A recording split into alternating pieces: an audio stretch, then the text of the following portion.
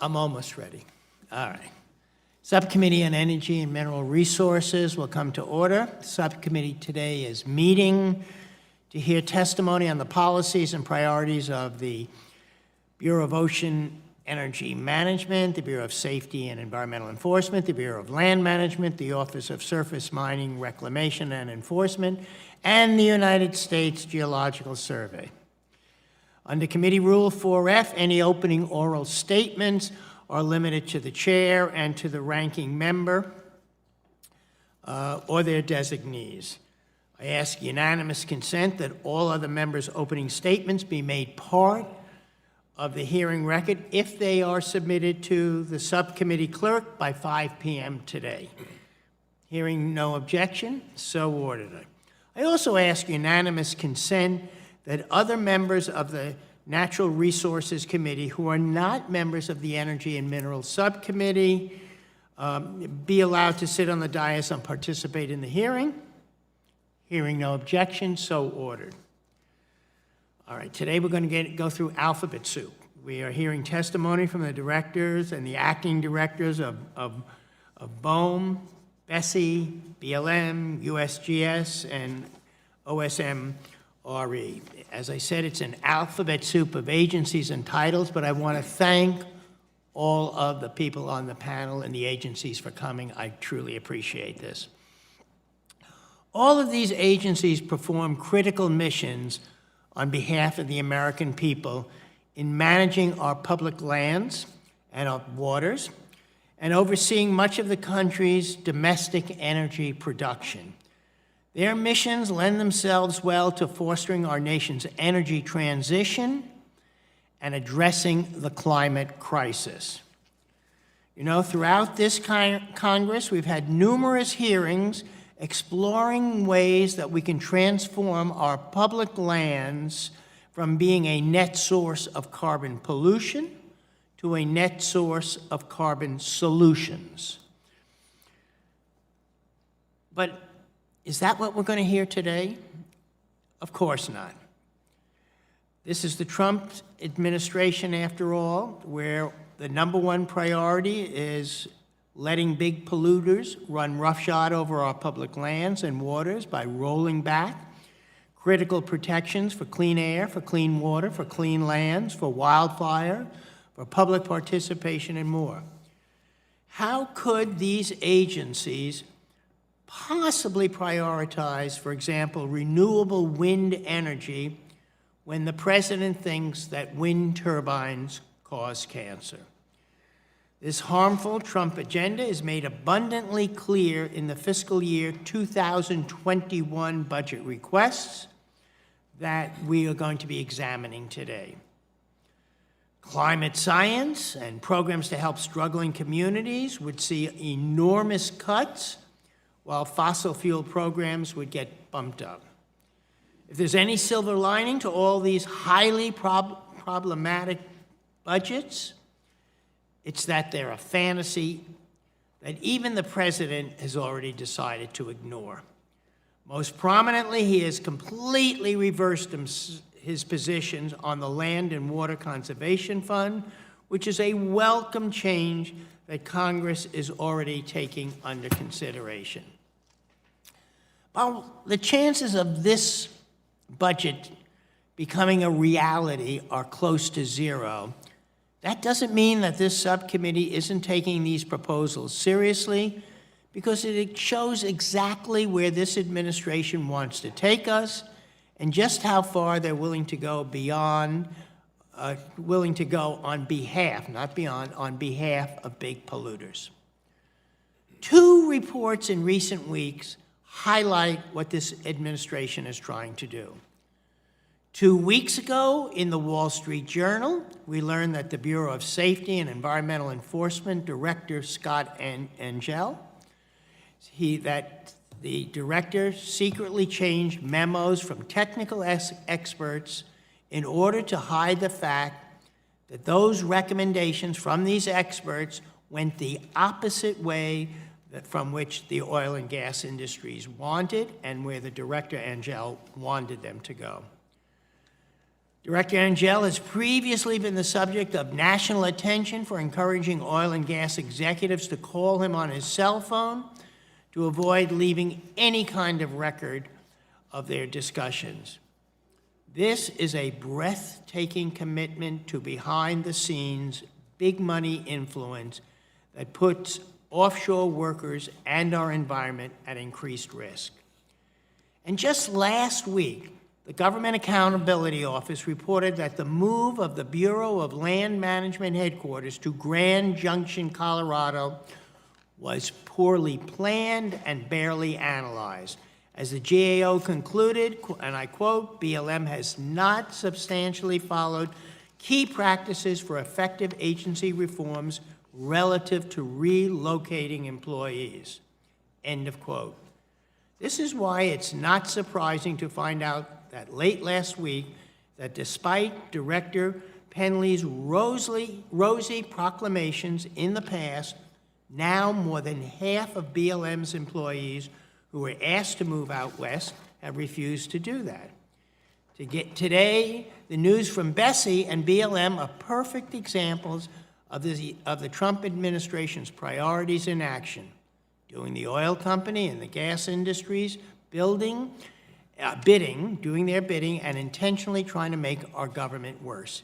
In both cases, dedicated public servants, non-political experts in the field, are being deliberately ignored or gleefully purged. It shouldn't be this way, and I'll conclude by saying Democrats on this committee are committed to ensuring that federal agencies prioritize public health, prioritize community input, prioritize environmental safeguards over corporate profits, and we're going to fight efforts from this administration to take the opposite direction through this misguided budget. With that, I now recognize Ranking Member Hearn for his opening statement. Welcome. Thank you, Mr. Chairman. Thank the witnesses for being here for this important hearing.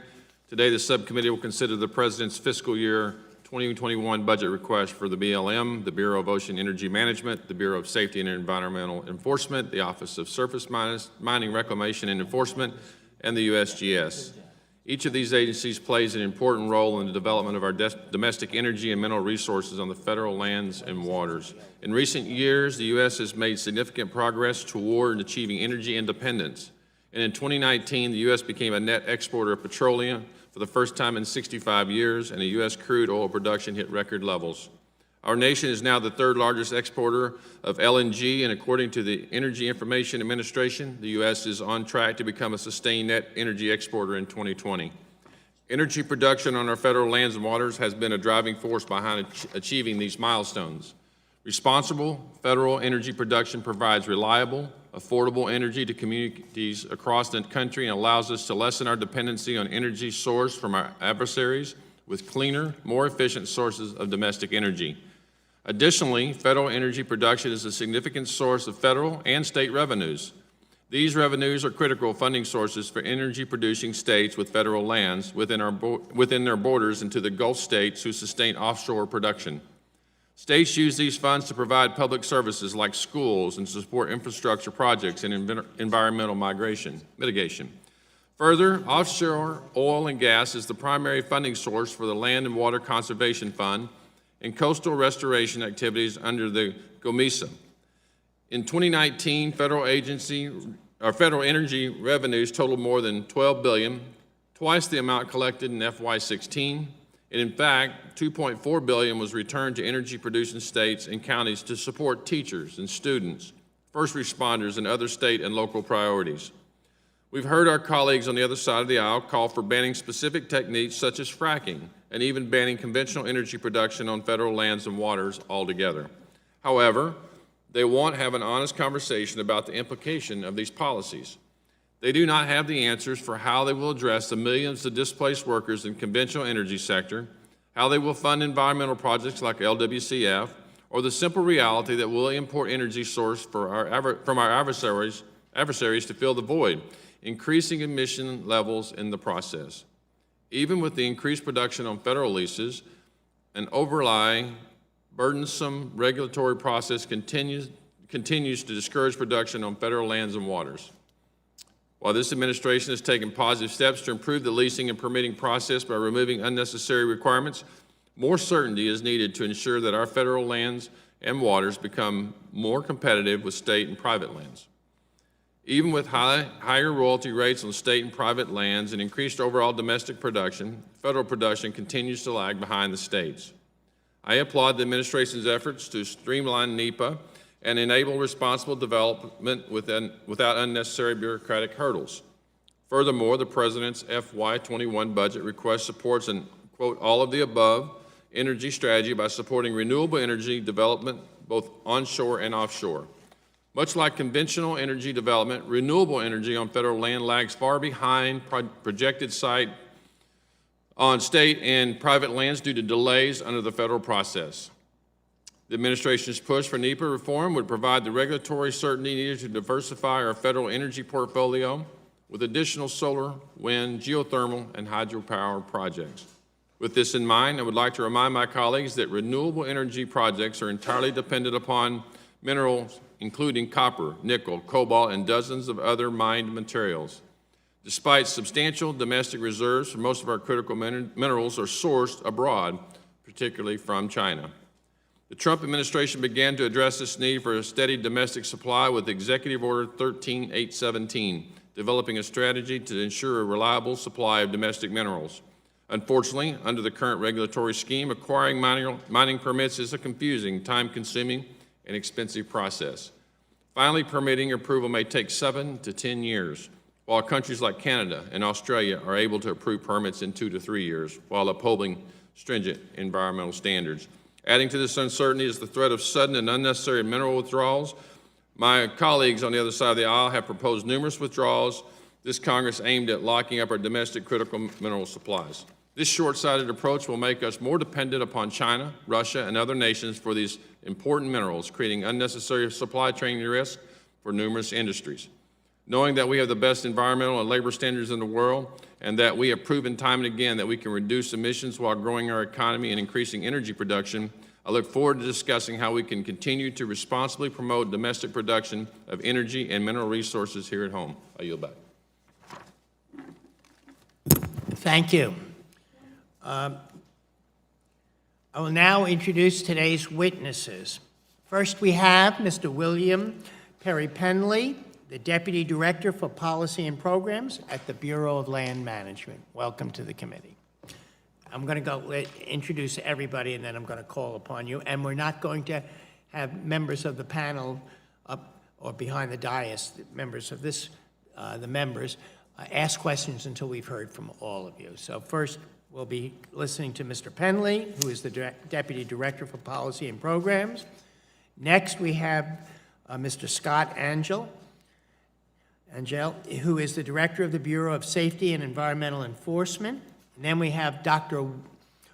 Walter Cruikshank, who is the Acting Director of the Bureau of Ocean Energy Management, a title he's now held for 3 years, which I think is a new record for him. Congratulations, Dr. Cruikshank. Then we have Ms. Glenda Owens, who is the Deputy Director of the Office of Surface Mining, Reclamation, and Enforcement. And finally, we have Dr. James Riley, who is the Director of the U.S. Geological Survey. Let me remind the witnesses that under our committee rules, they must limit their oral statements to 5 minutes, but that their entire statement will appear in the hearing record. When you begin, the lights on the witness tables will turn green. After 4 minutes, the yellow light will come on. Your time will have expired when the red light comes on. And I'm going to ask you to please complete your statement within a few seconds after it comes on. I'm also, as I said before, going to allow the entire panel to testify before questioning of any witnesses. The chair now recognizes Mr. Penley to testify. Welcome to the committee. Mr. Chairman, Mr. Hearn, and members of the committee. As Deputy Director for Policy and Programs, I'm pleased to discuss Bureau of Land Management policies, priorities, and accomplishments related to energy and minerals programs. The BLM manages 245 million acres of land and over 700 million acres of mineral estate on behalf of the American people to sustain the health, diversity, and productivity of those lands for multiple uses. including conventional and renewable energy development and mining, but also for livestock grazing, preservation, conservation, and recreation. President Trump made environmentally responsible development of all domestic energy sources and minerals a priority. In response to several executive orders related to energy development on public lands, the Department and the BLM adopted rulemakings and policies that generated real, fundamental, and positive change. For example, pursuant to Secretarial Order 3355, the BLM reduced preparation time for environmental impact statements from 4 years to 15 months. Similarly, the average processing time for completing an application for permit to drill, an APD, dropped from 120 days to 44. In accordance with the Mineral Leasing Act, the BLM conducts quarterly oil and gas lease sales for eligible and available lands. Over the last 2 years, oil and gas production from federal lands generated over $3.2 billion in federal royalties, rentals, and bonus bids. Almost half of that is returned to states which utilize the funds to support crucial local needs. In FY 2018, the federal onshore oil and gas program provided $71.5 billion in economic output and supported 300,000 jobs nationwide. In November, for the first time in 70 years, the United States became a net oil and gas exporter. And last year, for the first time in history, over 1 billion barrels of oil were produced from federal and tribal lands, both onshore and offshore. The BLM also manages non-energy solid minerals on federal lands that are essential to the American economy, national defense, and renewable energy, including many strategic and critical minerals. President Trump is committed to reducing America's dependence on foreign imports of those minerals. President Trump has embraced a comprehensive all-of-the-above energy strategy that, for example, will add to the already 3,744 megawatts of installed solar and wind generation on federal lands. In the last year, for example, the BLM approved 2 solar projects with the potential to generate over 950 megawatts in Riverside County, California, and we anticipate approving additional wind and solar projects yet this year. Additionally, the BLM oversees 40% of the USA's geothermal energy capacity. In 2020, we anticipate approving an additional 230 megawatts of geothermal power, all in Nevada. Last Friday, the General Accountability Office reported on the BLM's move west. We are gratified that GAO thoroughly refuted the assertion that the move was, quote, hastily planned, unquote. We are also gratified that GAO found that the BLM, in part, established goals and outcomes for its relocation, used data and evidence to inform its decisions, managed and monitored the process for relocation, and adopted measures to ensure strategic workforce management.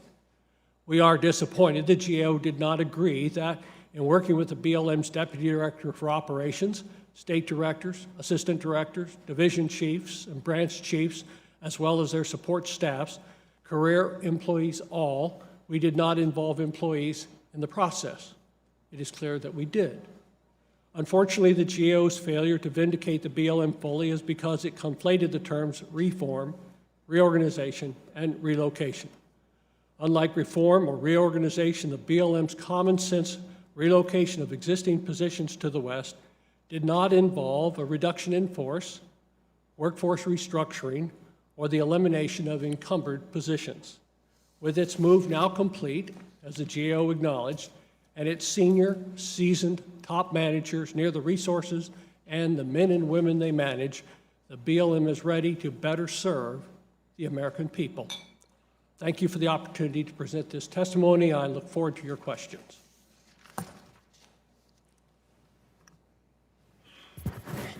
Thank you. And now, Mr. Angel, you have 5 minutes. Thank you, sir. Mr. Chairman, Mr. Hearn, and members of the subcommittee, thank you for the opportunity to be here this afternoon to discuss the work of Bessie. As a citizen of the state most affected by the worst environmental disaster our country has ever experienced, I take my responsibilities promoting worker safety, protecting the environment, and conserving our offshore resources very seriously. With that in mind, and further guided by the inherited GAO report titled, quote, "Stronger Leadership Commitment Needed at Interior to Improve Offshore Oversight and Internal Management," unquote, we have been busy implementing initiatives focused on improvements to both safety and the environment. We've established a risk-based inspection protocol, introduced quality assurance guidelines for permitting, successfully increased the voluntary participation for near-miss reporting from an inherited rate of 4% to more than 86%. We've made our regulations safer. When comparing the past 6 years of inspection data, we've increased the number of inspections by 26%, increased the number of inspections per facility by 86%, increased the number of inspectors by 12%, achieved a nearly 10% increase in physical inspection time. Regarding oil spill preparedness, we've completed 53 government-initiated unannounced exercises, provided the leadership to strongly encourage the installation of enhanced subsea leak detection technology beyond a regulatory standard, and industry has responded. Now our stats say we have gone from 31% compliance with this encouragement in the fall of 2019 and expected to be at 95% by September. We established the first of its kind safety alert text messaging system providing critical safety information directly to the frontline worker. Now more than 5,200 offshore workers are signed up and receiving safety alerts. No doubt safety and environmental performance on the OCS has improved since the Deepwater Horizon incident. Recently, we compared OCS performance to all the BLS stats for other high-hazard industries. Among these high-hazard industries, only the nuclear energy power generation sector outperformed the OCS oil and gas overall sector. But like any of us who have been on a diet from time to time, we all know that the first 8 pounds are a little bit easier to lose than the next few. Certainly, the nation and the industry responded in the aftermath of the 2010 event. By analogy, to avoid complacency and accomplish losing the additional pounds as we continue to drive performance, we have accelerated our efforts. Bessie is transitioning into a next-generation data-driven organization as we seek to become a world-class data analyzer rather than more of a data warehouser, and thus driving safety performance. With Bessie having the most significant data regarding operations on the OCS, we must use that data to drive safety performance with tools such as artificial intelligence. To that goal, we've recently established the Safety Performance Enhanced by Analytical Review, or the SPEAR initiative, to surface new data analytical tools. We're teaming up with NASA, an expert in managing risk, in hopes of adopting some of their sophisticated data analysis capabilities. We support the offshore renewable energy efforts by providing engineering expertise in the review of renewable energy, construction data submissions to BOEM. Our reviews of submissions have increased by 320%. Having been recently delegated the authority to be the workplace safety regulator for renewable energy on the OCS, the department will continue to work with Coast Guard and OSHA. Further, we're working on another of initiatives. For the first time in Bessie history, we're adding a new position for a senior-level safety coordinator designed to coordinate and leverage the wide and many separate efforts of Bessie. We're strengthening our National Offshore Training Branch. We're setting up an evaluation branch to strengthen our internal audit process. And we're upgrading the Ocean Energy Safety Institute effort by leveraging support from the Department of Energy. Additionally, the Bureau protects federal royalty interests, including accurate metering and measurement of volumes. In the Gulf region alone, there are approximately 700 oil and gas metering points. In fiscal year 2019, Bessie conducted 5,335 individual meter inspections to ensure the performance of meters and to make sure that there's no tampering. For that same period, approximately $5 billion in royalties were generated. Another effort for Bessie to achieve this mission is to minimize the flaring and venting of natural gas from operations offshore.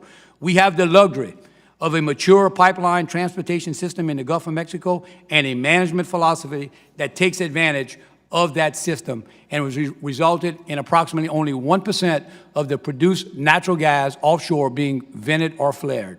In direct response to the inherited GAO report findings, which identified continued staffing shortfalls preventing Bessie from meeting its environmental oversight targets, I've authorized an approximately 70% increase in the Gulf region's environmental compliance staff. I'm pleased to update you that regarding the regarding the update from Congress with the deadline of June 1st, 2020 to publicly post the Bureau's alternate compliance and departure approvals will be ready. I wish to thank the committee for their interest in offshore, and I am certainly happy to answer any questions that you have. Thank you, Mr. Engel. Next, we have Dr. Cruikshank to testify. You have 5 minutes to testify, Dr. Cruikshank. Chairman Lowenthal, Congressman Hearn, and members of the subcommittee, thank you for inviting me to appear today to discuss the mission and priorities of the Bureau of Ocean Energy Management. The administration's offshore energy strategy calls for encouraging domestic energy production to stimulate the nation's economy and to ensure national security while providing for the responsible stewardship of the environment. BOEM plays an important role in advancing this comprehensive approach to secure the nation's energy future, benefit the economy, and create jobs. The 2021 budget request proposes $188.8 million for BOEM operations, reflecting a careful analysis of the resources needed to further advance the administration's priorities and develop BOEM's capacity to execute its mission carefully, responsibly, and efficiently. In fiscal year 2019, OCS oil and gas leases generated more than $5 billion in revenue for the Treasury, the Land and Water Conservation Fund, the Historic Preservation Fund, and state and local governments. OCS leases provided approximately 683 million barrels of oil, an all-time high for the OCS, and more than 1 trillion cubic feet of natural gas to energy markets. The overall level of activity on the OCS supports hundreds of thousands of jobs. The priorities for our oil and gas program are defined by Executive Order 13795, and I will touch on a few of them. In 2017, BOEM initiated efforts to develop a new national OCS oil and gas leasing program, a multi-year process that is still underway. In the meantime, we continue implementing the existing 2017 to 2022 program. BOEM has conducted 5 Gulf of Mexico lease sales under that program, resulting in almost $800 million in bonus revenue, and the next Gulf sale is scheduled for next week. With respect to regulatory reform, one of BOEM's priorities is to better align financial assurance requirements with the goal of ensuring that lease obligations, such as decommissioning, are borne by the lessees and not by the taxpayers. BOEM is preparing a proposed rulemaking that will allow us to more effectively address complex financial and legal issues associated with decommissioning liability on the OCS. By proposing a rule, we will afford all interested and potentially affected parties the opportunity to provide substantive feedback. BOEM is also preparing a final rule on air quality control, reporting, and compliance, the first substantial update to those regulations in 40 years. Both of these rules are currently under review at OMB. Turning to renewable energy, BOEM recognizes the role it can play in securing U.S. energy independence and supporting economic growth. BOEM identifies potential wind energy areas using a coordinated approach that includes extensive environmental analysis, public review, and large-scale planning. We oversee 15 active commercial wind energy leases along the Atlantic coast, at least one off each state from Massachusetts to North Carolina, forming the foundation for an emerging offshore wind industry in the U.S. Planning is underway on the Pacific coast as well. BOEM is currently reviewing 6 construction and operations plans for Atlantic wind energy projects and anticipate receiving up to 6 more over the next year. We will continue to work closely with other federal agencies, states, and key stakeholders to ensure the responsible development of this technology. BOEM also manages resources other than conventional and renewable energy. Through its marine minerals program, BOEM manages the responsible use of OCS sand, gravel, and shell resources, critical for the long-term success and cost-effectiveness of many coastal protection and restoration projects along the Atlantic and Gulf of Mexico coasts. BOEM faces increasing requests for OCS sediment, driven by diminishing resources in state waters and a high frequency of storms along the Atlantic and Gulf coasts. Because of this, BOEM is undertaking development of a national offshore sand inventory to identify potential sources of sand for projects and to facilitate long-term planning. Critical minerals are a relatively new focus for BOEM. Pursuant to Executive Order 13817, BOEM is collaborating with the U.S. Geological Survey to determine which critical minerals may be located on the OCS. It is important to note that promising critical mineral deposits may exist offshore Pacific insular areas, but under the OCS Lands Act, the Department currently has no authority to authorize exploration in those areas. All of our programs are underlain by robust environmental programs. BOEM is responsible for assessing the impacts of and providing effective environmental safeguards for the exploration and development of OCS resources. BOEM develops, funds, and manages scientific research to inform these assessments and provide the foundation for sound, science-based policy decisions that help BOEM manage the nation's offshore energy and mineral resources in an environmentally responsible manner. Thank you once again for the opportunity to testify here today, and I would be happy to answer any questions you may have. Thank you, Dr. Cruikshank. The chair now recognizes Ms. Owens for 5 minutes of testimony. Welcome to the committee. Thank you. Chairman Lowenthal, Congressman Hearn, and members of the subcommittee, thank you for the opportunity to testify on behalf of the Office of Surface Mining, Reclamation, and Enforcement, OSMRE, regarding OSMRE's policies and priorities. Through the Surface Mining Control and Reclamation Act of 1977, also known as SMCRA, Congress established OSMRE for two primary purposes. First, to ensure that the nation's coal mines operate in a manner that protects citizens and the environment during mining, and to restore the land affected to a condition capable of supporting uses which it was capable of supporting before mining, or higher, better uses following mining. Second, to implement the Abandoned Mine Land Program to address the hazards and environmental impacts resulting from 2 centuries of coal mining activities that occurred before the law was passed in 1977. SMCRA strikes a balance between the protection of the environment and the nation's need for energy. Nearly 43 years after the law was enacted, coal remains an important fuel source for our country, generating over a quarter of our nation's electricity. Protecting people, land, and water, and the environment while promoting responsible coal mining are compatible goals, and OSMRE is committed to carrying out these requirements in cooperation with states and tribes. OSMRE has collaborated with states and tribes to accomplish the closure of over 43,000 abandoned underground mine shafts and openings, elimination of more than 950 miles of dangerous high walls, elimination of more than 129,000 acres of dangerous spoils and embankments, restoration of 35,000 acres of streams and land, and replacement of infrastructure of more than 53,000 polluted water supply systems. OSMRE supports Interior's secretarial priorities to sustainably develop our energy and natural resources and to strike a regulatory balance through its environmental protection activities. OSMRE's statutory role is to promote and assist its partner states and tribes in establishing and maintaining a stable regulatory environment for coal mining that is consistent with SMCRA and administered primarily through state programs or directly by the Bureau. As part of its role in ensuring safe, secure, and reliable American energy, OSMRE has streamlined the NEPA review process for coal mine permits. Part of the streamlining has resulted in a revised NEPA handbook and updates to OSMRE policy and procedures.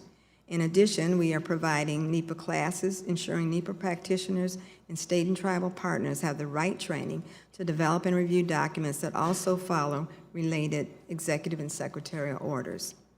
The result, in part, has been the review of 16 coal mine plans between 2017 and 2019, and a reduction in review times by as much as 60% while maintaining that regulatory balance. Through its environmental restoration activities, OSMRE supports Interior's goal of providing stewardship of land, surface water, streams, and shorelines under the mission area of conserving our land and water in DOI's strategic plan.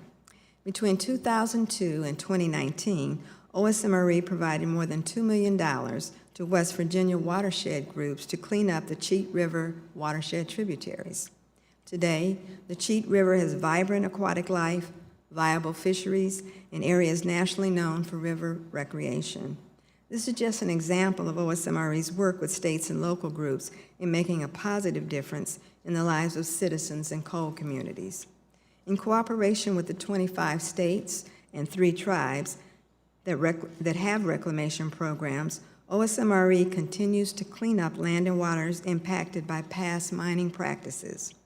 Ongoing efforts to improve partnerships with local and state governments, industry, nonprofits, and watershed and citizen groups ensure greater effectiveness in addressing a wide range of problems. On-the-ground initiatives and partnerships exemplify the spirit of true cooperative federalism.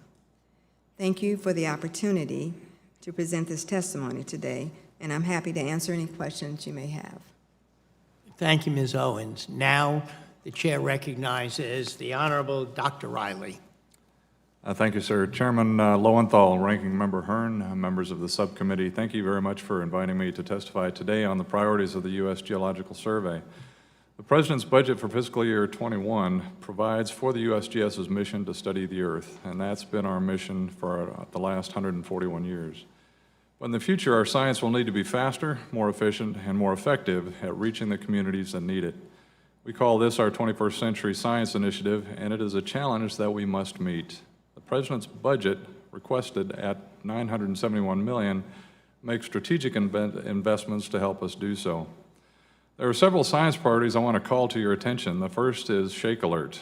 On the west coast of the United States, we are rolling out cutting-edge earthquake early warning systems that will give municipalities, businesses, and our citizens seconds to minutes of warning of damaging ground motions associated with earthquakes. Shake Alert produces warnings which are then communicated to the public by state and local authorities, such as the City of Los Angeles with their Shake Alert LA app. Distributing those warnings to the general public through wireless carriers may also be accomplished within the next year. A successful test of that approach with the wireless emergency alerts was accomplished in Northern California just a few weeks ago. I would also like to recognize the Bureau of Land Management for working closely with our Earthquake Science Center to facilitate the installation of additional seismic sensors that are necessary to make Shake Alert fully functional. These accomplishments in earthquake early warning would not be possible without advancements in high-performance computing, artificial intelligence, high-speed telemetry, and IT infrastructure as a whole. The need to invest in cutting-edge technology will only grow, and 21st century science will be, in my opinion, driven by advanced AI and machine learning. We are actively positioning ourselves to meet this challenge. Like Shake Alert, the Earth Mapping Resources Initiative, or Earth MRI, is another science priority that will depend on these investments in computing technology. We initiated Earth MRI as part of our FY19 budget, but the idea goes back to the very founding of the USGS. As the name suggests, Earth MRI will give us a new and higher resolution view of the surface and subsurface of our planet, and we will make those data available to everyone. Of course, one of the most important uses of Earth MRI data will be the identification of domestic supplies of critical minerals. Our economy, and indeed our national security in this century and beyond, will be increasingly dependent on these minerals, and we depend on foreign sources for far too many of them. Higher resolution Earth MRI data will also allow us to identify undiscovered faults, unmapped mineral resources, quantify our water resources, and help inventory and model our complex ecosystems. From monitoring the horizontal volcanoes to building comprehensive nationwide water models to tracking the nexus of human, livestock, and wildlife diseases, each of these are tasks the USGS already undertakes. But with the incredible application of AI, machine learning, and distributed computing, new insights and innovations can be found in all of these robust data streams. I like to call this the Internet of Action, because this system of systems, built on the accomplishments of USGS programs like Shake Alert and Earth MRI, will give future decision makers comprehensive information about Earth processes with accuracy and speed that was previously unimaginable. Freed from the need to manage data, the next generation of Earth scientists will focus their talents on unanswered questions and unexplored ideas. On behalf of the approximately 8,000 employees of the USGS, thank you for inviting me here today. I'll be happy to answer any questions you may have. Thank you, Dr. Riley. We're now going to go to bring for the questions back. Let me just go back to the page. Okay, and so I'm going to recognize first myself for 5 minutes of questions, and I'm going to start with Dr. Cruikshank. Dr. Cruikshank, both in your written and your oral testimony, you did describe the movement around offshore wind. And following up on your statements, and I respect you for doing that, and as you're aware, offshore wind is one of our nation's most promising renewable resources. In fact, according to the National Renewable Energy Laboratory, the offshore wind energy potential of the United States is nearly double the nation's current electricity use. So let's just think about that. Even when taking into account technological limitations and environmental considerations and areas that are off limits because of other ocean activities, offshore wind in this country has the potential to produce 2 times the amount of electricity that we're currently using today. This is astounding, you know. This is just when you just comprehend that, it is just really astounding. And we cannot afford to let this clean energy resource go undeveloped. Yet here in the United States, we still don't have a single large-scale offshore wind farm. BOEM has now gone through 2 promised completion dates they've just blown through for the Vineyard Wind project off the coast of Massachusetts. This raises questions and it creates uncertainty for the entire industry, not just Vineyard Wind. Now, regarding the supplemental cumulative impact analysis, and saying now that, you know, that BOEM really needs now to do a cumulative impact analysis, who made that decision to do that? That this was necessary to do a cumulative now before we do these specific projects, before we give the permits? Who made that decision? And why did you believe it was necessary at this moment to do that? Thank you for that question, Mr. Chairman. The NEPA regulations require that a cumulative impact scenario be analyzed in any environmental impact statement. Can you say that again? The regulations governing National Environmental Policy Act call for cumulative impact scenarios to be analyzed in an environmental impact statement. And we indeed did On specific projects? Yes, for specific projects. Okay. We had one in our draft environmental impact statement, and what we found after we published that was that states started competing with each other, in essence, to raise the goals they had for offshore wind and to put out requests for proposals for offshore wind farms.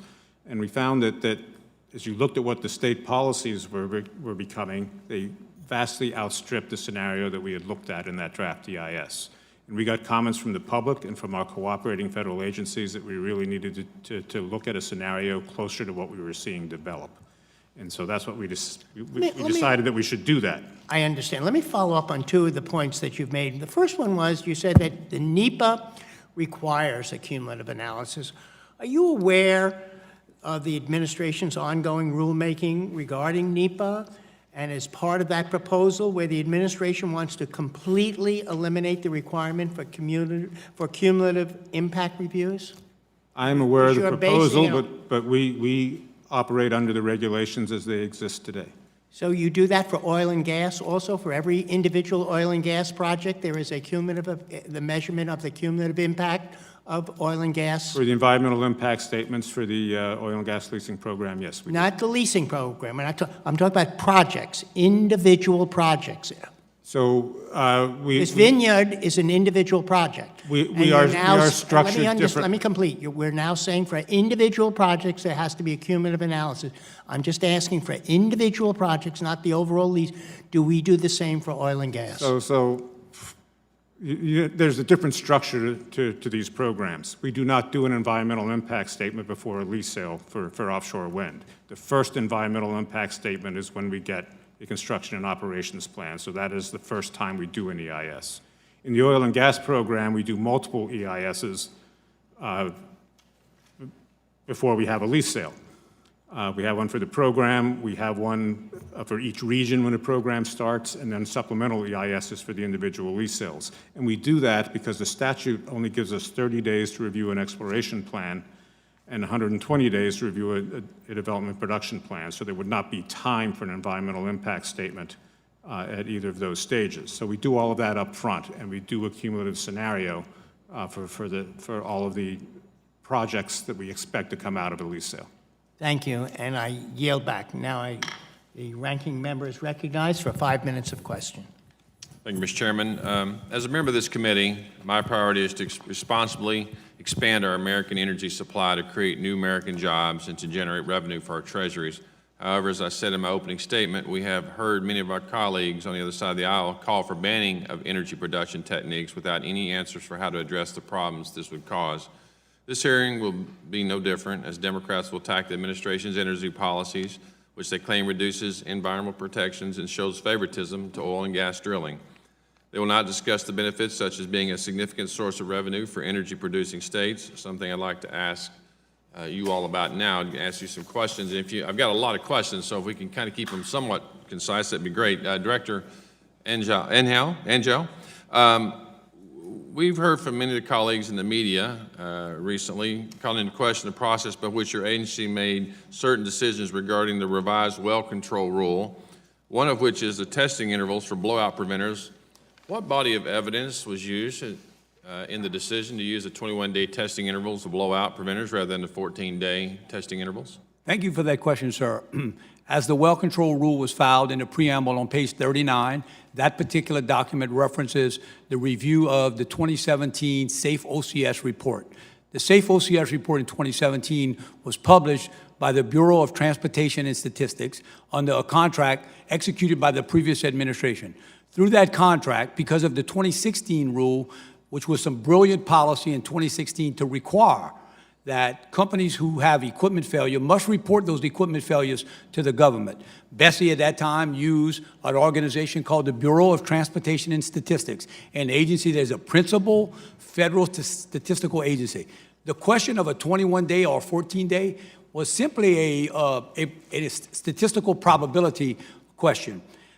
So under a previous contract with the Bureau of Transportation and Statistics, they retained SMEs in drilling operations, production operations, subsea engineering, equipment testing, well control equipment design, and manufacturing, including BOPs, root cause failure analysis, quality assurance and control, and process design. In the review of their first report that analyzed 1,100 equipment failures, not in England, not in Norway, not in Brazil, but in the Gulf of Mexico. And from that report, we determined that the vast majority, I think almost 60% of the failures that were happening on BOP testing or BOPs were happening during testing, not in operation. So 60% of them were determined to be the root cause was determined to be wear and tear. Thank you, sir. I'm going to move on to the question. Thank you for the explanation. I appreciate that. So it was basically used under rules from the Obama administration that you made this determination. The contract that I received when I got there, and for the specific purpose of having data, this is the first time in a rulemaking on this issue that data was actually available. Okay, thank you. Deputy Director Penley, this administration has made efforts to make the oil and gas leasing and permitting process on federal lands more efficient and provide more certainty to stakeholders. Can you discuss these efforts and whether BLM has achieved measurable improvements in leasing and permitting timelines? And specifically, could you speak to the APD backlog and the processing times? Have they decreased? Absolutely, Congressman. Absolutely. As I said in my opening statement, we've reduced the time to process those APDs from 144 days down to some 44 days, 120 days, down to 44 days from FY17 to FY19. We still have a big backlog simply because of the major lease sale we held in New Mexico in the Permian Basin. That sale brought in nearly $1 billion, half of which went to the state of New Mexico, and especially the local communities and their schools there. But, you know, Congressman, our change in the way we do environmental impact statements doesn't just help the oil and gas sector. I was out in Wyoming, my home state, the other day, and viewing the wind projects we have out there. There was a major wind project down near Arlington, Wyoming in Carbon County. Previously, it had 68 turbines that were 600 kilowatt turbines. The company wanted to replace those with 13 4.2 megawatt turbines. Previously, under our environmental Deputy Director, rules- if I may, I'm going to get about 20 seconds. I'm going to get one more question on the record All with right. you. And this is under the Tax Cut and Jobs Act in 2017. Congress directed DOI to establish a leasing program at the 1002 area on Alaska Slope. What's the status of that energy leasing program, and when can we expect the first lease to occur? We are committed to getting it done on time as Congress mandated. Congress told us to do the sale. We have to get it done by December of 2021. We're awaiting a record of decision to be issued from the department. After that time, we'll put out a notice or a call for nominations and comments, and then we'll announce a lease sale 30 days prior to the sale. We are committed to making it happen as Congress mandated. Thank you. Mr. Chairman? Thank you. I now recognize Congressman Levin for 5 minutes of question. Thank you, Chair Lowenthal. Director Angel, 2 weeks ago, the Wall Street Journal reported that you told career staff to alter memos in order to hide recommendations made by the technical experts at your agency. My colleague asked you about policy, but I want to talk about process and ask you about process. It's a question of trying to hide the opinions of the career experts. And to go back to the issue of testing blowout preventers, just to remind everyone, it was the failure of the Deepwater Horizon's blowout preventer that caused the 2010 BP oil spill and resulted in the deaths of 11 workers. The Obama administration issued a regulation after that incident saying blowout preventers had to be tested every 2 weeks. Industry complained about the rule, so this administration changed the requirement to testing every 3 weeks, saving drillers $525 million per year. Director Angel, please answer this question with a simple yes or no, and I'm going to hold you to that. Did the career staff at your agency send you a decision memo recommending that the testing frequency stay at 2 weeks? What I believe. Yes I or no, received, sir? What I believe I received, sir, was a variety of options that were not ready and ripe for presentation. Let me tell you why. I don't think you're answering the question. I'd like to think move on. I am answering the question, I'd sir. asked a simple yes or no question. I'm going to ask another simple yes or no question. Did you call one of the engineers working on that memo and tell them to remove that recommendation for 2 weeks from the memo? Yes or no? I have no recollection of instructing anybody to remove a recommendation. I do have a recollection of saying that the recommendation was not ripe because the team had received an assignment and they had not yet fulfilled that assignment. So Who was making the a recommendation sir, before the assignment. If I may, is just since you're not being responsive to those questions in the manner that I asked, who was the intended recipient of the decision memos? Me. You. So you had the staff edit a memo that was going to you so it would not look like they were recommending what you didn't want them to recommend. Isn't that correct? Incorrect. The public policy rulemaking requires robust discussion, and to have recommendations that are not yet fully developed seems to be premature. They had Look, received the I'm not- task, and they had not yet completed Director, the task. I'm not arguing As that a result, I you- wanted them to finish Sir? that. But in addition to that, you might be interested If I in may, knowing. I need to move on because I have limited time. I'm not arguing that you can't overrule career staff if they're making recommendations contrary to your policies. But what I am saying is that there's not justification for telling staff to hide their recommendations after the fact. Which it Nobody appears told is- anybody to hide anything after, before, or during the fact. You're on record saying that? That's your testimony. Yes, no hiding anything. My recollection is that the recommendations were not yet ripe for production. You might be Did they interested. not send you a decision memo recommending that the testing frequency stay at 2 weeks?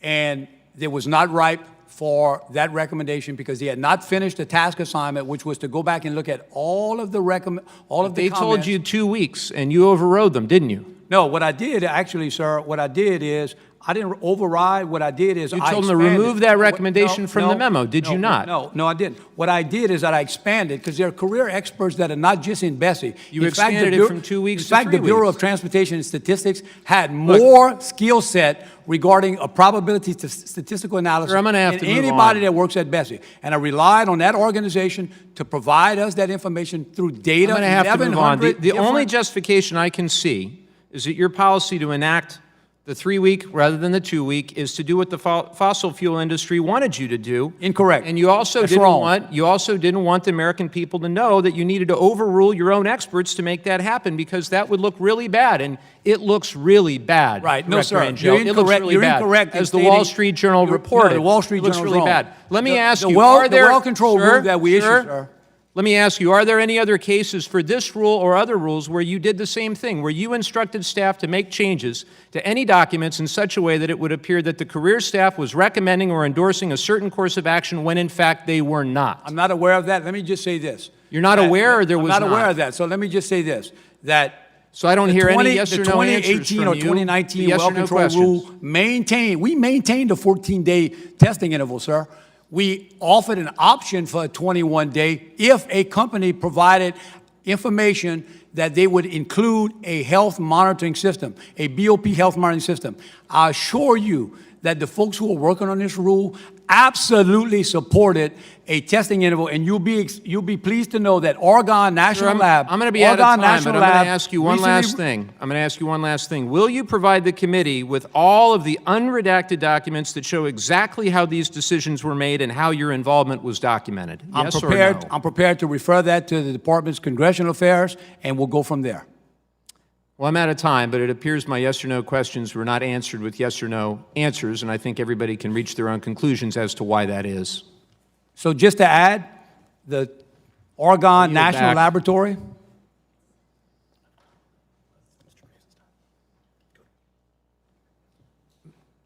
Mr. Graves, Representative Graves. Thank you. Thank you, Mr. Chairman. Mr. Chairman, I heard the opening statement, and I heard the last line of questioning from, I heard your opening statement, I heard the last line of questioning from my friend from California, and I want to be very clear to everybody in this room, these two gentlemen are my friends. But I also tell you, I was offended by the opening statement. What about the statement? Well, I'm going to go through that, I am, and to some degree the line of questioning, and I want to say why. I've known Mr. Agel, I'm going to guess, for over 20 years. Mr. Agel was a Democrat parish president, the highest executive level elected official in a parish, our county equivalent in Louisiana.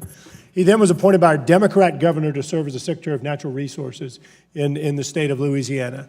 And so that agency has jurisdiction over energy production and over the restoration of our coastal wetlands, so they did at the time. Secretary Agel was responsible for, again, the energy production, the safety. He was responsible for restoring the coast.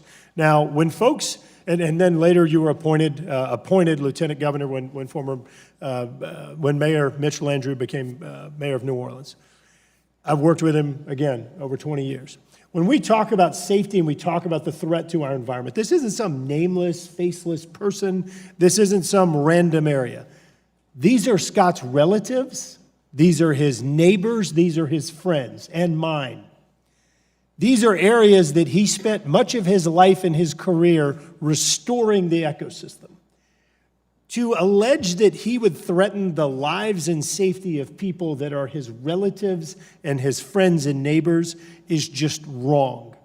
I think that every single one of us knew people of the 11 families from Deepwater Horizon. Every single one of us fought against the responsible parties to make sure that those people were held accountable, because it was such an anomaly, as the judge in the multi-district litigation indicated in his decision, and he was not a Republican. And so I am offended because I know Scott. And Scott, you and I don't always agree, but you know what? He would not put those people's lives in jeopardy. He would not compromise safety. And he would not go and do something that would trash the very ecosystem that he spent much of his career actually restoring. I know that. So I want to bring up something else. Mr. Chairman, you brought up the wind projects and the potential. Yes. You're right. There is a lot of potential for wind in the United States, and I support that deployment when it makes sense. I also know that when I was doing staff work up here, Senator Kennedy of Massachusetts was actually opposed to the Cape Wind project and working with us to put language in different bills that was going to stop or thwart efforts for that project to move forward. And it was always fascinating to me, but in many cases there's opposition that may not be considered. I would love to work with you on wind projects, onshore, offshore, wherever. I think that they're an important complement to our overall all of the above, energy portfolio. Dr. Cruikshank, when did you first start at Interior? I started in 1985. 1985. So you have been there, not political. You have always been very fact-based when I've dealt with you. You and I have not had a one-on-one conversation for some time. This is not an orchestrated comment. I don't have any idea what you're going to say. But I heard the opening statement that this administration was working against the environment and things along those lines. Do you believe that? I do not. We are focused on getting the best information we can about the environment, about other uses of the ocean, so that we can make the best decisions on managing the resources we've been entrusted with. And once again, I've known Mr. Cruikshank, Dr. Cruikshank, for I think 25 years. The guy, Republican, Democrat administrations, not political, always one of the most fact-based people. A lot of times I didn't like your answers either, but one of the most fact-based people that I've worked with and has done an honorable job at the department. Mr. Agel, in regard to the 14-day versus the 21-day testing, you were making some mention earlier of a contract that was put in place during the Obama administration. I think you began making reference to Argonne right when your time expired. Does that report that was put in place under the Obama administration, does it affirm a 14-day or a 21-day period? The contract was conceptually originated under the previous administration, but actually executed under this administration Okay, right thank you for the before clarification. I got there. But this is what the Oregon National Lab has recently said. Their conclusions can be summarized. The total probability of failure on demand for well-bore sealing elastomers within a blowout preventer is greater under a 14-day time-on-well pressure testing interval than a 21-day time-on-well pressure testing interval. That is not from a report that I went down the street to get somebody to confirm what we did. We made our decisions. I made the decision based on the SAFE OCS report. We put that in the preamble. It was very clear.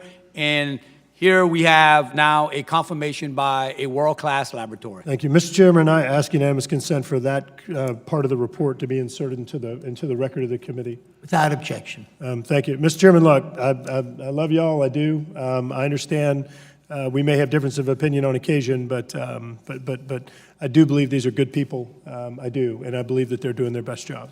So yield back. Thank you for those concerns and for your clarifying that. Now, Representative Grijalva, Chairman Grijalva, 5 minutes of question. Thank you, Mr. Chairman. Mr. Penley, the news reports today, Washington Post, is reporting that the administration, and in this, is reported the administration is proposing a multi-billion-dollar bailout for fossil fuel companies as a means to react to the downturn, economic downturn. Also reporting that this idea came from informal or formal Trump advisor named Harold Hamm, who is losing $2 billion yesterday and from his shale oil enterprises. If I may ask, why is the administration bailing out oil and gas companies instead of dealing with some of the other worker-related things, sick leave issues that are pressing on the American people right now during this crisis related to the virus? I asked that because you talked about how it went from 100 days to 44 days, how that has been expedited, regulations are being changed to expedite and make it easier, more profitable, more lease sales to go out on our public lands and our waters in order to facilitate for oil and gas their ability to extract. And yet, the discussion in the administration is about a bailout. Is the Post wrong? Is that a discussion that's going on? And how do you feel about that? Mr. Chairman, I don't read the Washington Post, so I have no idea what it said. Let me complete the question I was answering prior, and that was about how Secretary Bernhardt's cutting of environmental delays helps other industries, such as the wind power industry. I was giving an example of the company. Well, sir, my question is relative to it.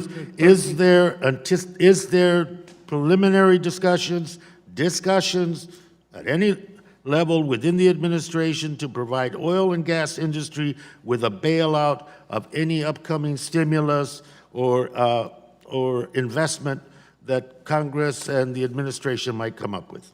I can only speak to my knowledge, Mr. Chairman, and I'm not involved in any such discussions. So from your knowledge, that's a no, or that's a maybe, how do you feel about that? Sounds Do you like a think no. that- Sounds like a no to me, Mr. Chairman. I'm not aware of any such discussions. I'm not involved in any discussions. I can only speak to the things I know about. I don't know about any such discussions. So, If that discussion were to that's a no. be, if you were approached with that discussion in terms of your jurisdiction, BLM, and the other agencies as well, what would be your reaction to that kind of a bailout? Mr. Chairman, I'm not in the business of answering hypotheticals. I'm not going to answer a hypothetical about what I would do faced with a particular policy question. I'd have to be briefed on a particular policy issue to make an informed decision.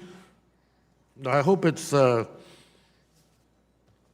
hope that it is hypothetical, that we do not jeopardize the ability to invest and to help the American people during this period of time and this economic downturn by soiling the whole process, by bailing out industry that is doing extremely well, oil and gas, under this administration. I have questions also, Ms. Penley, dealing with the GAO report on the BLM move. And I know the administration said that the report thoroughly refutes my assertion that the effort was hastily planned of moving, of the administration moving, relocating employees to Colorado.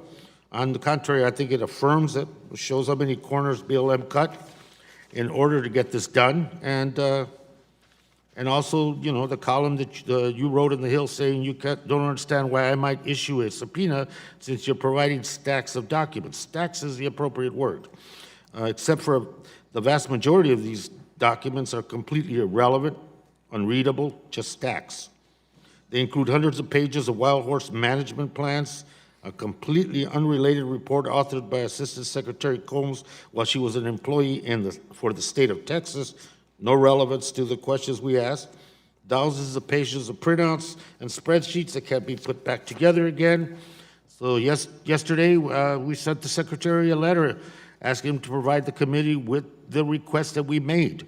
And we don't get a satisfactory response, 7-day period is clicking, then I think that the subpoena is not only appropriate, it's necessary because we're not getting any real answers. I really don't have a question, Mr. Chairman, I just yield back. Mr. Chairman, may I respond? I just yield back, sir. Thank you, Mr. Chairman. Secretary Bernhardt has a standing invitation to brief this committee, to brief this subcommittee. He went to the Senate last week. He briefed a full committee on the move, and he has a standing outreach to this committee to brief it any day of the week on a monthly basis or weekly basis on the details of the move.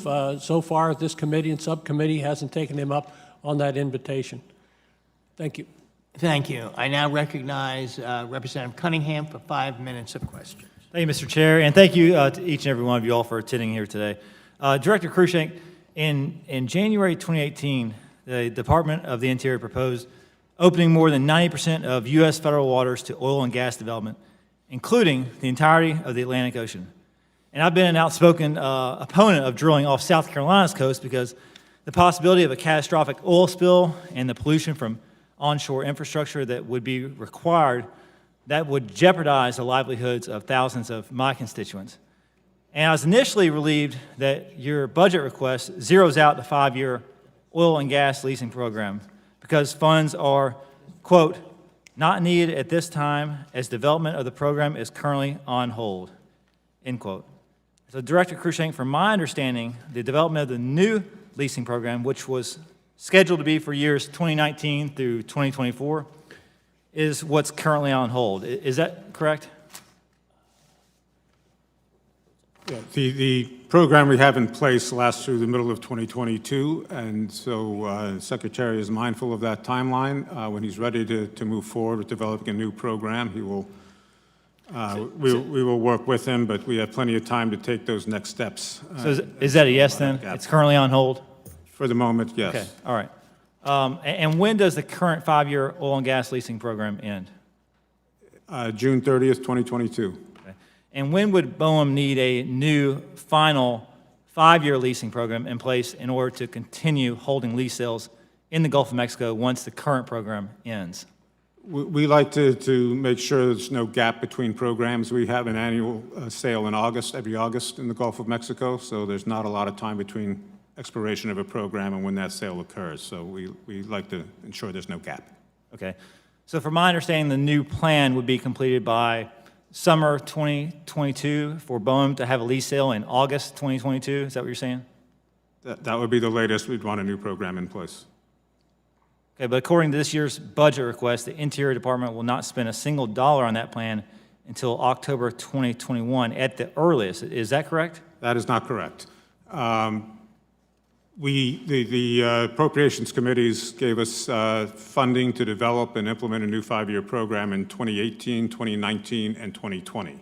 We are cutting back on the amount of that money in 2021, but it does not zero out that activity. It simply reduces the level of funding that had been provided in previous budgets. So I guess my question is, unless the next leasing program has already been written, won't the Interior Department need funding in FY21 to be ready for lease sale in the summer of 2022? And we have some funding in the base for developing the next program. Exactly how much we will need to implement the new program will depend on the decisions the Secretary makes about what's in that program, and we simply don't know that yet. Okay, it seems to me that the administration is trying to lull the residents of South Carolina and other coastal states into a false sense of security because that would be most politically expedient. But I'm concerned that if the administration is given the chance, South Carolina's beaches will be right back on the auction block. And unless you could reassure the public right now that, can you commit that the South Atlantic and the Eastern Gulf of Mexico will be off limits to offshore oil and gas leasing in the next 5-year leasing program? Those will be decisions for Secretary Bernhardt to make, and we don't have those decisions yet. Okay, so you're unable today to make that commitment to us, is that correct? I'm not in a position to make that commitment, no. Okay, it's disappointing and unfortunate that you're not able to make that. I mean, I hope the American people can see what's happening here and the imminent risk that this administration poses to coastal communities across the country in its crusade to expand offshore drilling. I don't have any further questions. I'd yield back. If I could just add one more comment to that, the OCS Lands Act does require Secretary to consider the laws, goals, and policies of affected states, and Secretary takes that very seriously and has listened to all the comments that he's received. Well, Mr. Director Cruikshank, I hope he does, because every coastal community in South Carolina has passed a resolution opposing offshore drilling. Mayors, Democrats, Republicans, independents, or in our area, my constituents, are opposed to offshore drilling. So I would hope that Secretary Bernhardt would give some deference to those people who know best as far as what happens in their own backyard. I yield back. Thank you. That completes our first round, and I believe we're going to have 15 or so minutes before they call vote, so I'm going to continue on with questioning to those that want to. So I'm going to ask the first, and I'm going to ask a question to all of you. And again, this is more process. Could you go down the line and tell us when each of you individually found out that you were testifying here today? When did you find out? Let's start with Mr. Penley. I think a month ago. So 1 month ago. Mr. Angel? Anywhere from 3 to 4 weeks. So 3 to 4 weeks, 1 month, 3 to 4 weeks. Dr. Cruikshank? I don't remember the exact time, but it was within a day or so of us hearing about this hearing. So it was a while, ago. Ms. Owens? Excuse me, within the last 2 to 3 weeks. 2 to 3 weeks. And yes, sir, I would say the same within the last 2 to 3 weeks. Dr. Riley, 2 to 3 weeks. Yes, sir. All of this kind of surprises me because we have been asking this committee repeatedly for weeks, but we didn't find out who anybody was coming here. You all knew that you were coming 3 to 4 weeks ago, but we were not informed on the committee who BLM was sending, OSMRE, USGS, who you were going to be sending. So for us, it leaves us in kind of a dilemma. You knew you were coming, but we really were not able to really plan because we were not told until, I believe, just until this morning, that who were the specific people. Now, and the reason I raise this is that similarly, last year during our budget hearings, we sent multiple agency questions for the record. Officially, when we did that, they were due, and we said to respond within 2 weeks. We still have not heard anything back from the discussions that we had in the last year. And it's been about a year now. Do you think it's been appropriate when members submitted questions, and we submitted questions, to take more than a year to respond to questions for the record? Let's Mr. Penley, do you think that's appropriate? We have not heard anything back. I just arrived on the 15th of July, Mr. Chairman, but I used to work for this committee, and I know if I were still working for the committee, I'd be disappointed. You would be disappointed waiting a year, you know. Mr. Angel. Yes, sir. I'm not aware that we have any outstanding in that area.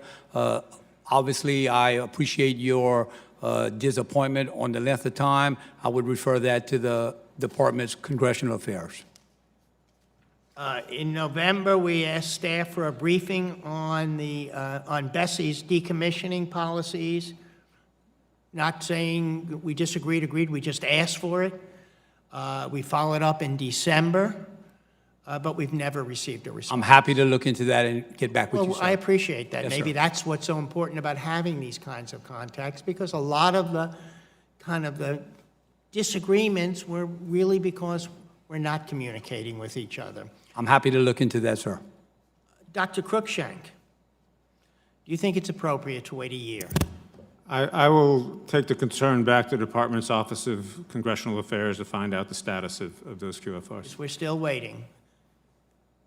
Ms. Owens?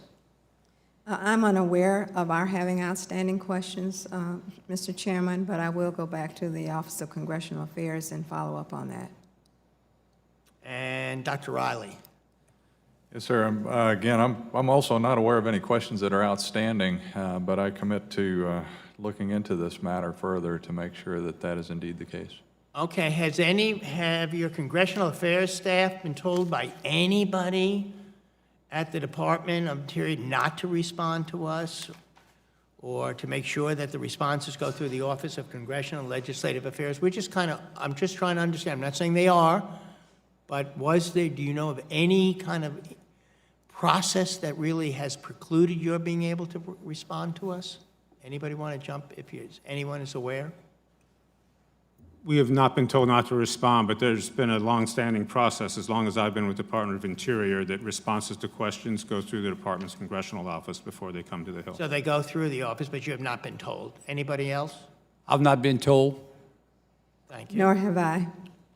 And I've never heard anything along those lines either. So if members of either side of the aisle submit questions, because we're going to say at the end, you're going to have, members can submit questions, will you all commit to sending us responses in a timely manner? I'm not asking you for the exact dates, but will you commit? Maybe I didn't ask that question last year, but will you commit to sending responses back to us in a timely manner if members of the committee request further information?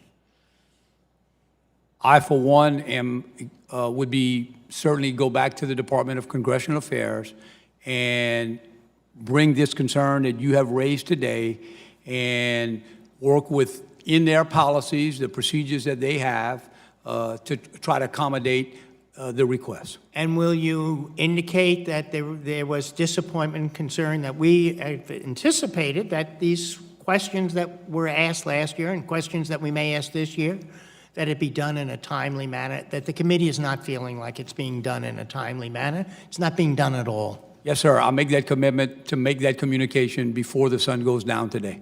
Thank you. Anyone else want to respond to that? All right, thank you. With that, I'm going to yield now to the ranking member.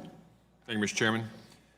My colleagues on the other side of the aisle here in the Natural Resource Committee have advanced numerous mineral withdrawals through this committee aimed at locking up our domestic mineral resources, some of which are on the critical minerals list and are imported at a very high rate from other nations, namely China. They claim that we cannot safely mine here even though we have the most stringent environmental and labor laws in the world, and we know that China and Russia are employing some of the worst standards imaginable. Dr. Riley, I understand that only 20% of the U.S. has been mapped with enough detail to allow critical minerals to be considered as a part of the land use planning process. How is the Earth MRI program and the USGS helping with this knowledge deficit? And will those activities help decrease our nation's reliance on foreign imports of critical minerals? Yes, sir. In short, the whole objective of Earth MRI is to give us that ability to characterize the location and even more critically, the amount of resources available in areas that we have not completely mapped. And so that will give us an opportunity now by using multiple sensors instead of the classic mapping techniques that we've used in the past to be able to identify the locations, but not only that, the concentrations within those locations so that we can characterize the resources inside our own country. We also extend that to not only inside our country, but external as well, because resources that are available in countries that are friendly to us would also be a resource as well. Deputy Director Penley, we recently had a hearing on a bill to permanently withdraw over 234,000 acres in northern Minnesota from mineral development, and we'll have a hearing on Thursday about whether or not a proposed copper mine in Arizona should go forward. Can you discuss the various laws and regulations in place to ensure that hard rock mining in these areas, or any area for that matter, will be handled safely and with thorough consideration of environmental impacts? I can speak with regard to the project in Minnesota because that's a situation in which the U.S. Forest Service has the surface management responsibility and the Bureau of Land Management has a subsurface or mineral responsibility. The BLM has the duty to prepare the environmental impact statement regarding the plan of operations provided by the company there and to work cooperatively with the U.S. Forest Service in preparing a document to ensure that any plan would meet all environmental requirements. At the same time, we're in consultation with the state of Minnesota. The state of Minnesota is going its own way with regard to the preparation of an environmental document. So we're going to work hand in glove on that with the state to ensure that we're both dotting the I's and crossing the T's and doing all the work that we need to get a decision document that will better inform and best inform the American people as to any recommendation for going forward on the plan of operations. Would you agree that locking up land from hard rock mineral development can cause significant economic harm to local communities who depend on revenues and jobs generated by these activities?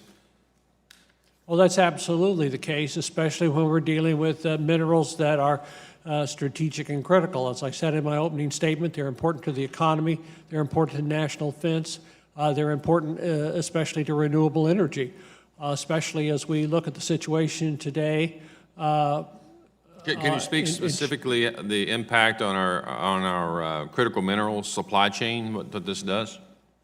Well, take, for example, the rare earths, and Dr. Riley can speak more with more authority on that than I, but 90% of the rare earths come from China, and that's critical to our national defense. And so if we have rare earth deposits such as we have in my home state of Wyoming and we're not developing for whatever reason, I think it's a problem for not just the local community, but also for our national security. In my remaining 50 seconds, Dr. Riley, you want to give some thoughts to that? Yes, sir. As far as the rare earths go, as you mentioned, the critical part of that is the supply chain. The supply chain is extended from external to the internal requirements that we have here in our country. But one of the great developments over the last year, particularly following the President's Executive Order 13817, is that we've been able to increase in this last year for the first time our domestic mining of rare earths that are required for the technologies that we use today. I'd like to see that continue, and to be able to do that, we need to be able to accomplish our Earth MRI mapping initiatives in collaboration with the states, as you brought up earlier. Thank you. Yield back, Mr. Chairman. Thank you. The chair now recognizes Representative Levin. Thank you, Mr. Chairman. Deputy Director Penley, I wanted to turn to the Arctic National Wildlife Refuge for just a second. We've heard a lot about the so-called 2,000-acre limit for oil and gas development, and it's sometimes referred to as if it's sort of a minuscule fraction of the coastal plain. Regarding that 2,000-acre limit, is that 2,000 acres all in one spot, or is it 2,000 acres that could spread out over the entire coastal plain? Well, it would be 2,000 acres, as I understand the law that Congress passed and mandate that we conduct these sales, is related to the oil and gas activity and the ancillary activities that go along with it. Yes, sir, I'm aware of that. Drill pads and so To forth. move along, do you have any idea how many miles of roads that might equate to? I do not. Are ice roads included in that 2,000-acre limitation? I'm not sure about that. We have heard, according to BLM's own draft EIS for leasing, that it would work out to at least 208 miles of roads. Have you seen that I number? have not seen that. Are crew quarters during seismic and other winter work included in any limitation against drilling? Well, there's no necessity the seismic work be done before the leasing take place. And is the 2,000-acre limit a hard cap, or can companies claim they've restored some acres in order to be able to disturb more acreage? I'm not familiar with any such assertion. Well, I appreciate your answers. I think it's important to stress that the so-called tiny fraction of the coastal plain is actually the entirety of the coastal plain, and there are a lot of impacts that aren't included in that, and also that oil and gas development in the coastal plain is the destruction of the coastal plain. And some may be fine with that, but I am not, and most of the American people are not either. Director Angel, I wanted to turn back to you in your... Mr. Chairman, may I respond in part to Briefly, your question? yes. Sir? Well, that's why we're responding to Congress. Congress told us to conduct the lease sales up there. Congress made the decision in 2017 that that's a critical resource for oil and gas, and we're moving forward with the will of Congress. We have consulted with 70 state and federal employees, 30,000 work hours to prepare documents. We've engaged in scores of consultations, government to government and tribal consultations. We're doing our level best to ensure that we've talked to everybody who has a concern on that issue to address the concerns you raise, sir. Well, I appreciate that, and we can agree to disagree on the efficacy and the wisdom of drilling on the coastal plain. But I wanted to turn to Director Angel. In your written testimony, you felt compelled to point out, quote, "I must note for the record that BSEE has never had any findings of discrimination from any EEO complaint," end quote. I assume that means you're aware that the committee staff asked your agency 2 months ago, on January 13, for the number of EEO complaints that had been filed by BSEE personnel. And are you also aware that your agency has not responded to that very straightforward question nearly 2 months later? I am not aware, but I will check on that again before the sun goes down, and we are happy to provide that information. That's good. And could you tell us, if you know, how many pending formal and informal EEO complaints there currently are at BSEE? I'm not aware of that number, but I can tell you that the number that have been initiated since my arrival is significantly down.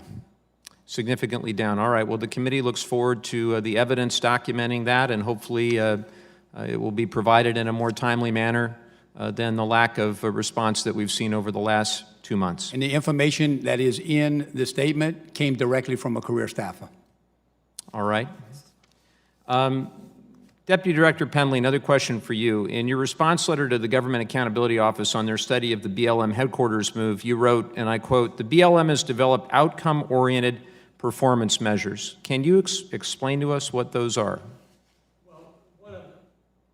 One of them, for example, was our calculation on the timing we engaged in when we provided what we call management-directed reassignments.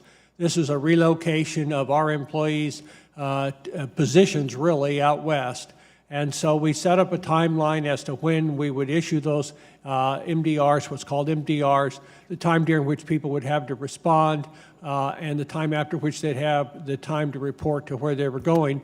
And at the end of that process, we were scheduling for termination letters for people who could not go forward, but simply because we were able to fulfill the commitment I made 6 months ago to this date, to find new jobs for all of those people. So- we're not going to be issuing those letters. So that's an If I example. may, and I'm running out of time, but, Of course. you know, you're asking for performance measures. Are you actually asking whether anybody's doing a better job since they've moved?